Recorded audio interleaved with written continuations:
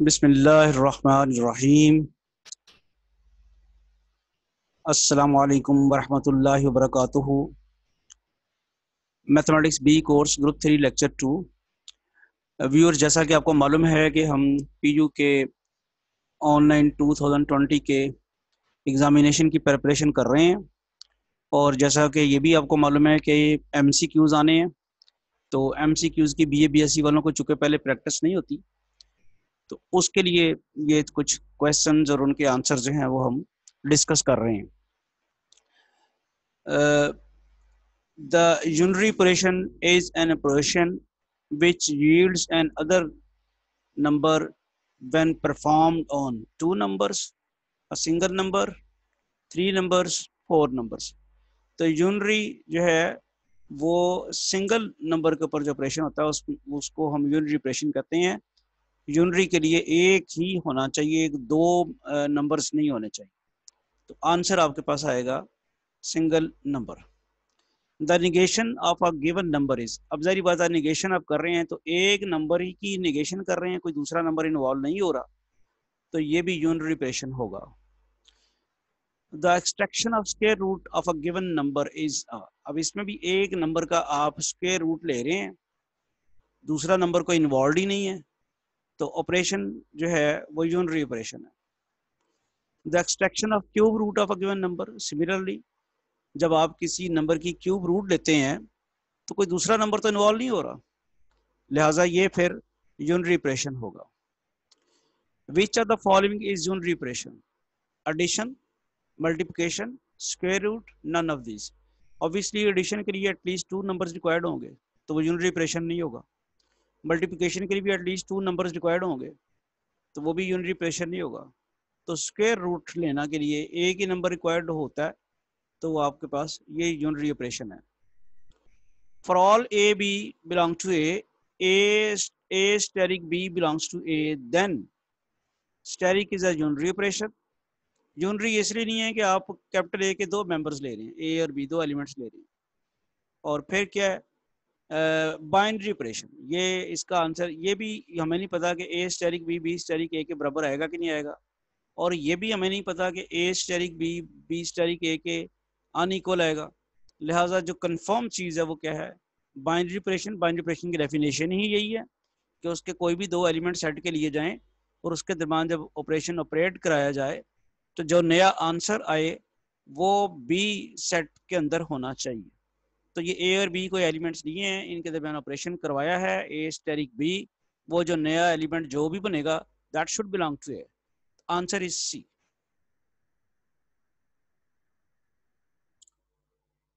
if steric is said to be commutative in A if for all A B belong to A। ये भी आपको पता है कि A steric B steric A के बराबर हो तो उसे हम कहते हैं कि वो कॉम्यूटेटिव है।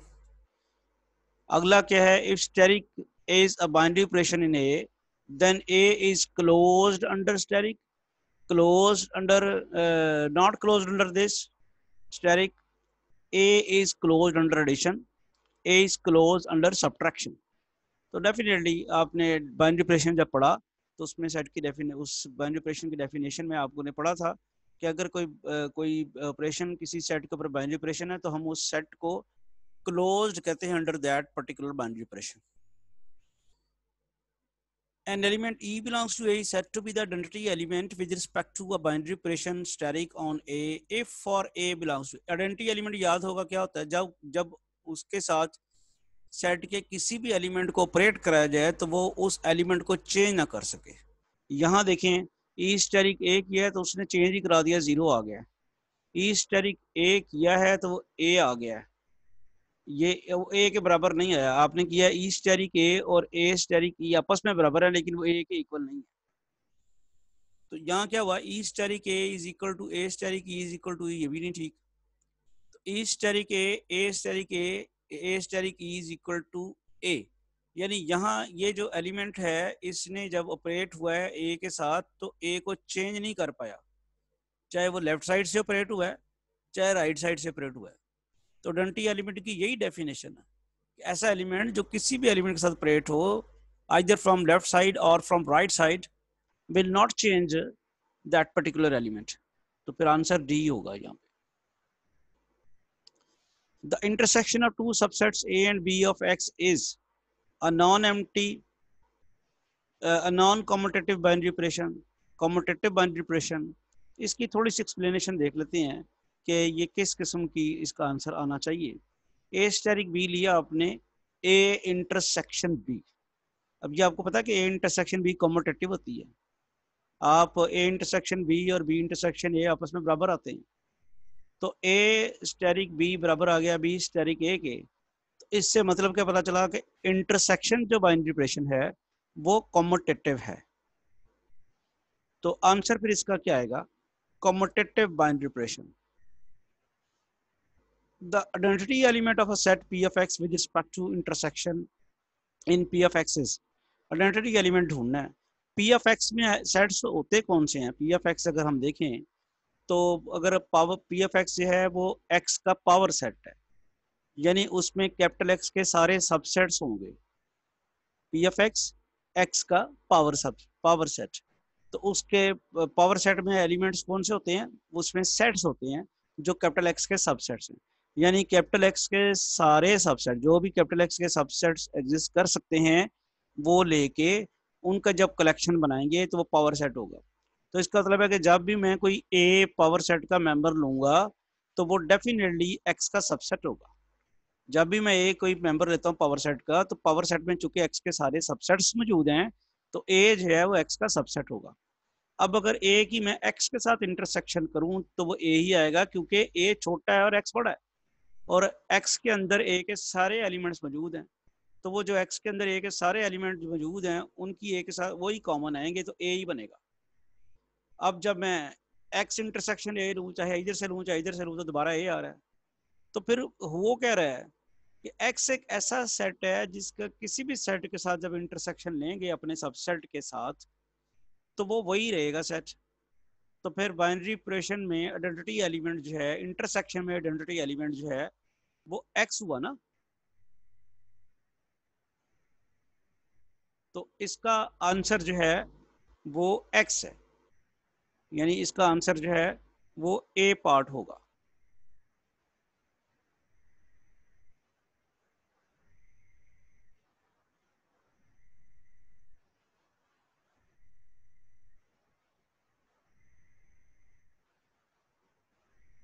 The identity element of a set p of x with respect to union, यहाँ यूनियन की बात हो रही, वहां इंटरसेक्शन की बात हो रही थी। तो इंटरसेक्शन के रिस्पेक्ट तो आइडेंटिटी एलिमेंट एक्स हुआ, यूनियन के रिस्पेक्ट क्या होगा? आप वही काम कर रहे हैं कि पावर सेट का कोई आप मेंबर ले रहे हैं, पावर सेट का कोई एलिमेंट ले रहे हैं, वो लाजमी तौर पे सेट ए का सेट एक्स का सबसेट होगा। और फिर ए की यूनियन जब फाई के साथ ली जाए तो वो उसको चेंज नहीं कर पाती। सेट ए की यूनियन किसी और सेट के साथ लेंगे तो वो आंसर जो है वो सेट ए से बड़ा आ सकता है, लेकिन फाई के साथ लेने से वो तब्दील नहीं होगा, चाहे आप फाई की ए के साथ इंटरसेक्शन लें। तो ये चूंकि फाई एक ऐसा सेट है, एम्प्टी सेट जो है, जिसकी यूनियन ए के साथ लेने से from either from right side और from left side will not change A, therefore जो आइडेंटिटी एलिमेंट आएगा विद रिस्पेक्ट टू यूनियन वो फाई आएगा। The union of two subsets A and B of x is, अब इसमें union जो है वो जारी बात है कॉम्यूटेटिव बाइनरी ऑपरेशन होनी, जैसे हमने इंटरसेक्शन में देखा था, क्योंकि a intersection b b intersection a के बराबर होता है, इसी तरह ए यूनियन बी जो है वो बी यूनियन ए के बराबर होगा।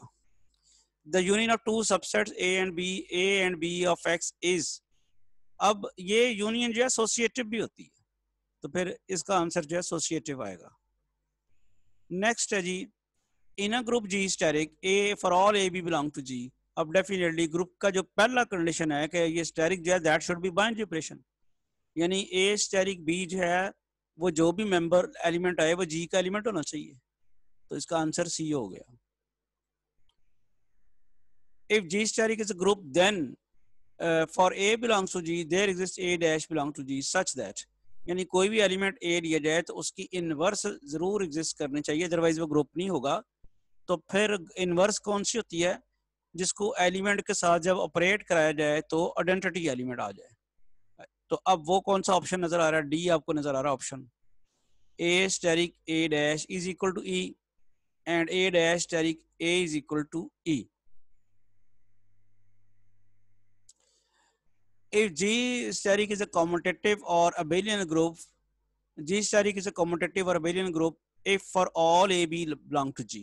commutative या abelian हो तो फिर आपको पता है कि वो कौन सा ऑपरेशन है, A steric B is equal to B steric A। Z is a group under, Z होता है set of integers 0 plus minus 1 plus minus 2 plus minus 3। तो ये आपके पास क्या होता है? Group under addition. The action of wearing socks and shoes। अब ये बड़ा इंटरेस्टिंग क्वेश्चन है। आप शूज पहनते हैं तो, और फिर आप जो है सॉक्स पहनते हैं, शूज पहनते हैं, तो इस ये ऑपरेशन जो है क्या ये कम्यूटेटिव है? अब इसको समझने के लिए आप सबको पता है कि आप सबसे पहले सॉक्स पहनते हैं और फिर शूज पहनते हैं। लेकिन अगर आप उल्ट कर दें इसको, पहले शूज पहन लें और फिर सॉक्स पहने, तो क्या वो एक जैसी बात होगी? एक जैसी नहीं होगी। सॉक्स पहन के शूज पहनते हैं, शूज पहनने के बाद सॉक्स पहनेंगे तो सिचुएशन कुछ और हो जाती है। तो फिर ये ऑपरेशन जो है ये कम्यूटेटिव नहीं है। The set of all non zero integers is group under multiplication. Set of all non zero integers, non zero integer जो है वो ग्रुप तो खैर नहीं होगा, तो उसमें आपके पास आंसर जो है फिर क्या आ सकता है? Semi group.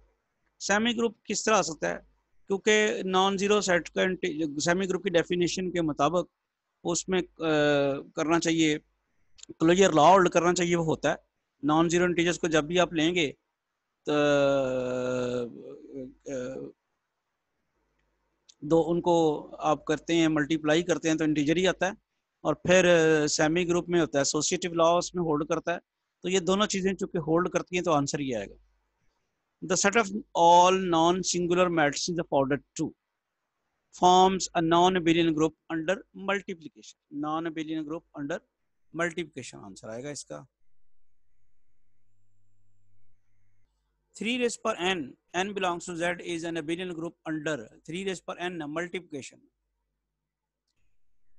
3n अब ये मल्टीपल है तो ये ग्रुप बनेगा under addition.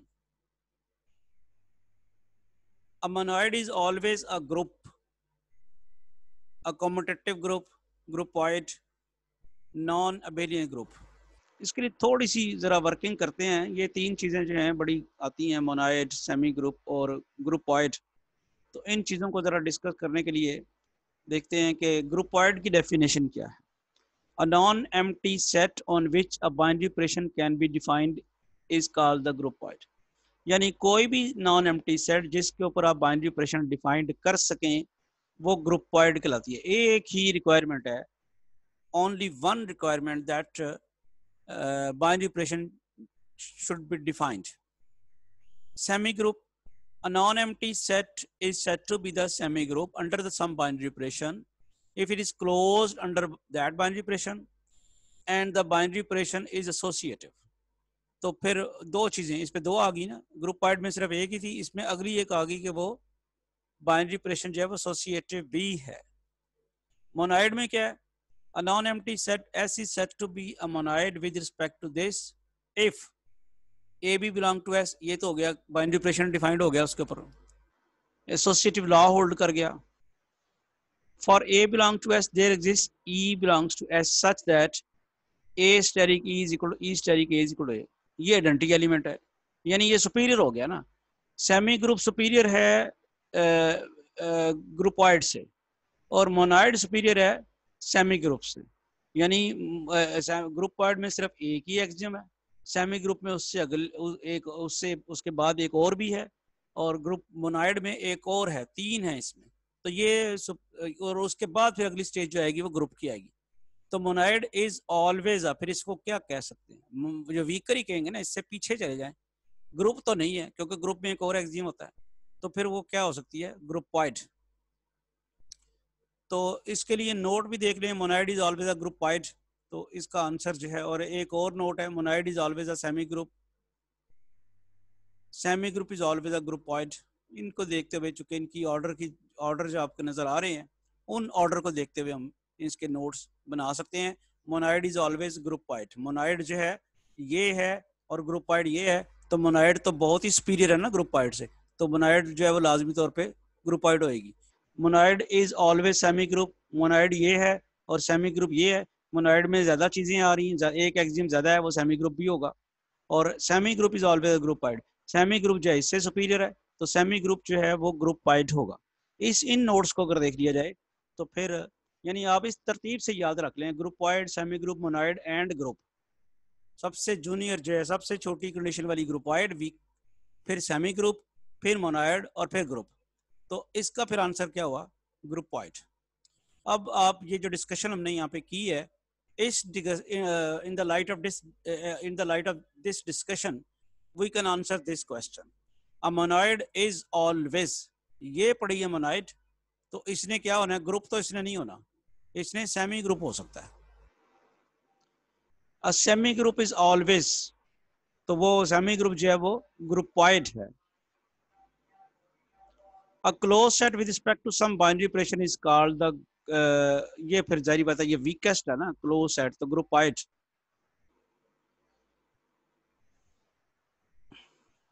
The intersection of all सब groups of a group is, देखें अगर सब ग्रुप की डेफिनेशन में थोड़ी सी आपको याद करा दूं, सब ग्रुप किसी ग्रुप का जो है वो एक ऐसा सबसेट होता है जो उसी बाइनरी ऑपरेशन के तहत ग्रुप बन जाए जिसके तहत ग्रुप जी ग्रुप है।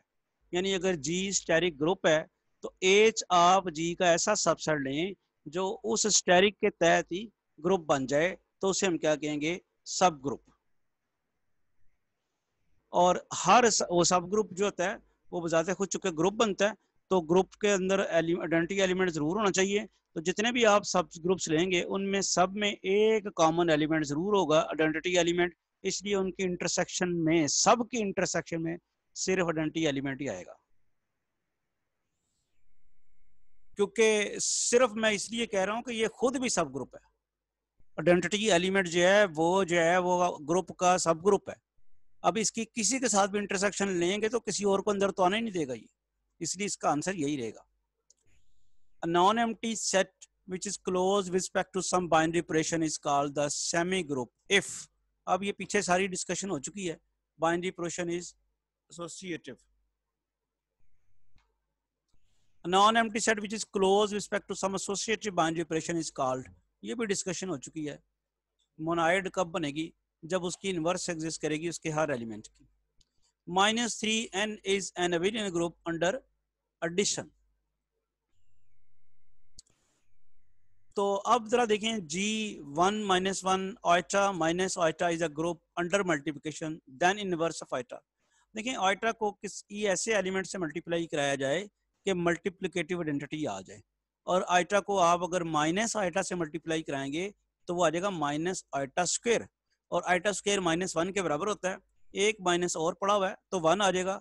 तो इसकी आइटा की इनवर्स आनी है माइनस आइटा, जो कि इन ऑप्शंस में मौजूद नहीं है, ए भी नहीं है, बी भी नहीं है, सी भी नहीं है। तो फिर इसका आंसर जो है नन ऑफ दीज। तो ये इस किस्म का क्वेश्चन का आंसर भी हो सकता है, लेकिन ये बहुत कम होते हैं नन ऑफ दीज वाली ऑप्शन। If a b are elements of a group g, then a b inverse, ये आप सबको पता है कि ए बी इनवर्स लेते वक्त ऑर्डर रिवर्स हो जाता है। यानी पहले हम बी की इनवर्स लेंगे फिर ए की इनवर्स लेंगे, तो आंसर क्या आ जाएगा? B inverse a inverse.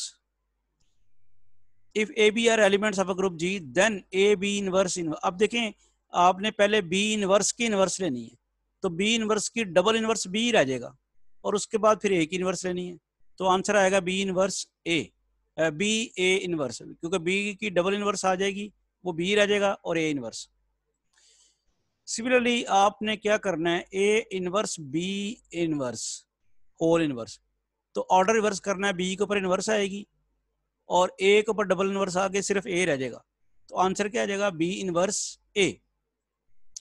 If a b are elements of a group g, then अब इसमें आप क्या करेंगे? ऑर्डर रिवर्स करेंगे और ए डबल इनवर्स वो ए हो जाएगा और बी डबल इनवर्स बी हो जाएगा, तो आएगा answer a b. The identity element of the set of integers with respect to plus is, अब आप किसको नहीं पता कि जीरो एक ऐसा एलिमेंट है जिसको किसी भी एलिमेंट में ऐड करें तो उसको चेंज नहीं करता, लिहाजा identity element with respect to addition जो है वो जीरो होगा। The identity element of the set of integer with respect to multiplication, तो वो भी आप सबको पता है कौन सा एलिमेंट है जिसको किसी भी एलिमेंट से मल्टीप्लाई करें तो उसको चेंज नहीं करता, वन।